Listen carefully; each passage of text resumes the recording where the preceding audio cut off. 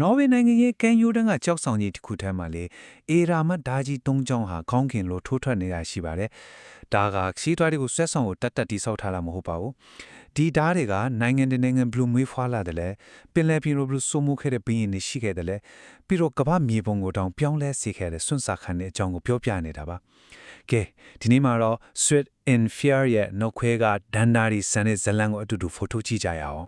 ခီးသွွားစာရေးဆရာတယောက်တောင်ဖြော်ဘူးတဲ့ဒီသားရဲ့ထပ်ပုံကိုမြင်လိုက်အောင်တဲ့ကိုဟေးဒါတော့တွားကြည့်မှဖြစ်မယ်ဆိုပြီးစိတ်ဖိုင်းဖြတ်လိုက်တဲ့ဒီလိုပါပဲဒီအစောအောင်မှာမြားသူတိုင်းကိုဆွဲဆောင်နိုင်တဲ့ထူးခြားတဲ့ဆွဲအားတစ်ခုရှိနေပြီးဒါတွေကဘာကိုအတဲပဲဖော်ဆောင်နေတာလဲဆိုတဲ့မိကွန်းကိုချက်ချင်းမွေးပွားပေးလိုက်တယ်လို့ပါပဲ ဒီသားတွေဘယ်လောက်ကြီးလဲဆိုတာမြင်အောင်ကြည့်လိုက်ပါလား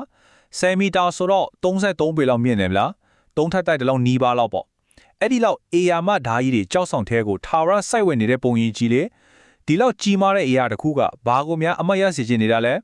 ကဲဒါဆိုရင်ဒီကြောက်ဆောင်တဲ့ site နေတဲ့ die တွေကတကယ်တိုင်းမှာဘာကိုကိုစားပြုနေတာလဲအဲ့ဒီမင်းဟွန်းရဲ့အဖြေကကျွန်တော်တို့ကို Viking ခေတ်ကျသမိုင်းနဲ့ထဲကိုတဖြည်းဖြည်းခေါ်ဆောင်သွားတော့မှာပါ အဖြေကိုရှာဖို့ပထမဆုံးအနေနဲ့ကျွန်တော်တို့အချင်းဆက်ကိုစီးပြီးလွန်ခဲ့တဲ့နှစ်ပေါင်း1000ကျော်လောက်ကဖြစ်ပွားခဲ့တဲ့နော်ဝေးနိုင်ငံရဲ့ကမ်းကြမ္မာကိုအဆုံးအဖြတ်ဖေးခဲ့တဲ့တိုက်ပွဲကြီးတစ်ခုစီကိုခဏပြန်သွားကြည့်ကြရအောင် ဒေတာကန်တွေကတော့ swear e shall လို့ခေါ်ကြတယ်ကြောက်ဆောင်တွေကဓာများလို့အဓိပ္ပာယ်ရတယ်ပေါ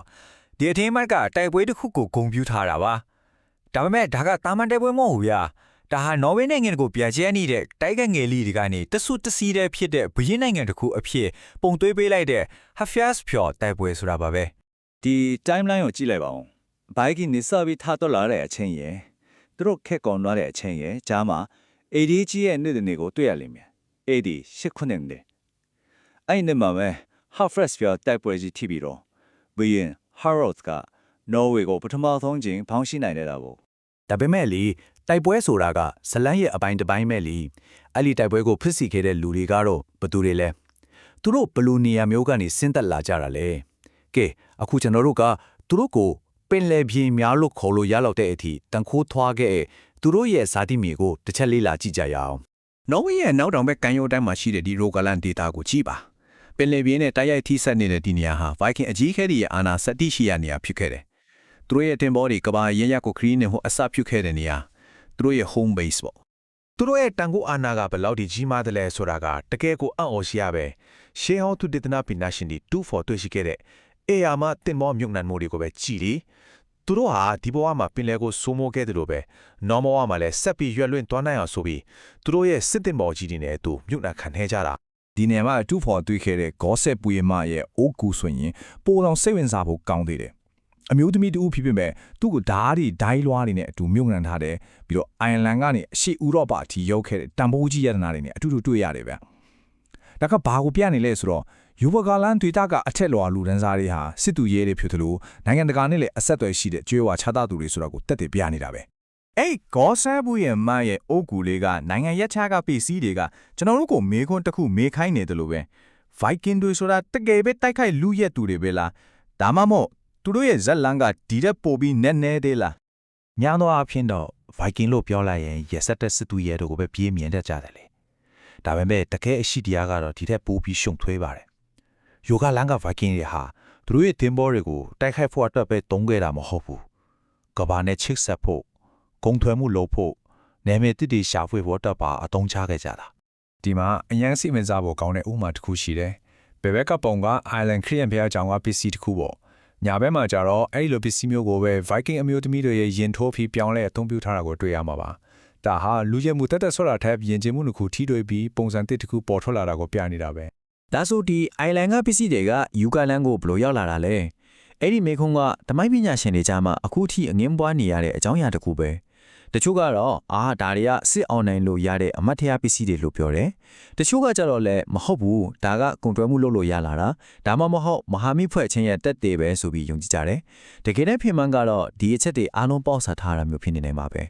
ကွန်တဲမှုတွေတိုက်ခိုက်မှုတွေအပြင်ယောဂလန်ကပိုက်ခင်တွေမှာနောက်ထပ်ထင်ရှားတဲ့လက္ခဏာတစ်ခုရှိသေးတယ်အဲ့ဒါကဘာလဲဆိုတော့သူတို့ရဲ့မကြောက်မရွံ့စူးစမ်းရှာဖွေတတ်တဲ့စိတ်ပဲသူတို့ဟာမြေပုံပေါ်ကဘာမှမရှိသေးတဲ့နေရာလွတ်တွေကိုအယောင်ချေခဲ့တဲ့လူတွေလို့ပြောလို့ရတယ်ယူဂါလန်ဟာမြောက်အတ္တလန်တိတ်ဒမိုရီယာချီစီကိုဖွင့်ထားတဲ့တကားပုတ်ကြီးတစ်ခုလိုပဲဒီကန်ယိုဒန်ကနေပဲသူတို့ရဲ့တင်ပေါ်တွေဟာလိုင်းလုံးကြီးတွေကိုအန်တူ မတီးသေးတဲ့ကမာတစ်တီစီကိုထွက်ခွာခဲ့ကြတယ်ပြီးတော့ကဘာသမိုင်းရဲ့စာမျက်နှာတစ်တီကိုရေးထိုးခဲ့ကြတာပေါ့ဥပမာအနေနဲ့ပြောရရင်ဖီလိုကီဗီလ်ဂဒါဆန်ဆိုတဲ့စွန်စားရှာဖွေသူဟာဒီရိုကာလန်နေပဲရွက်လင်ခရာ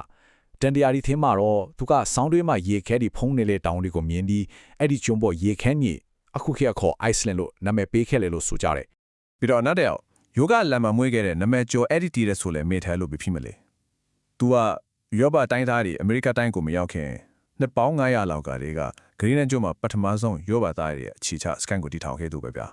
ကဲဒီလောက်ဆိုရင်တော့ကျွန်တော်တို့ရဲ့ခီးစဉ်အဆောင်တက်ကိုရောက်လာပါပြီကျွန်တော်တို့အစဖြူခဲ့တဲ့ကြောက်ဆောင်တွေကဓာတ်သုံးချောင်းစီကိုပြန်သွားကြည့်ကြရအောင်ဒီလောက်တိုက်ပွဲတွေကုန်သွယ်မှုတွေစူးစမ်းရှာဖွေမှုတွေကြောင့်တည်ပြီးသွားတဲ့နောက်မှာအခုဒီဓာတ်တွေကကျွန်တော်တို့ကိုဘာတွေပြောနေတယ်လို့ထင်ပါသလဲ ကျွန်တော်တို့ဒီအကြောင်းအရာတွေကိုမလဲလာခင်တော့ကတော့ဒါဟာတိုက်ပွဲတစ်ခုရဲ့အထိမ်းအမှတ်ဒီလောက်ပဲမြင်ခဲ့ကြတာဒါပေမဲ့ခုတော့ကျွန်တော်တို့ပိုပြီးနက်နက်ရှိန်ရှိန်နားလဲသွားပြီဒီဓာတ်တွေဟာတိုက်ပွဲတစ်ခုတည်းကိုကိုးစားပြတော့မဟုတ်တော့ဒါဟာနိုင်ငံတနိုင်ငံကိုပုံဖော်ခဲ့တဲ့ပင်လယ်တွေကိုလမ်းဖောက်ခဲ့တဲ့ကမ္ဘာအစွမ်းထိရောက်အောင်သွားခဲ့တဲ့လူမျိုးတစ်မျိုးရဲ့ဇွဲလုံလာစူးစမ်းလို့စစ်ပြီးတော့သူတို့ခြံထားခဲ့တဲ့ကြီးကျယ်ခမ်းနားတဲ့အမွေနဲ့အားလုံးရဲ့တန်ကြရတစ်ခုဖြစ်နေတာပြီ နောက်ဆုံးအနေနဲ့စဉ်းစားစရာမေးခွန်းလေးတစ်ခုနဲ့အဆုံးသတ်လိုက်ချင်ပါတယ်ဒီကြောင့်ဆောင်ထဲကတာထုံးချောင်းလိုပဲပေါ့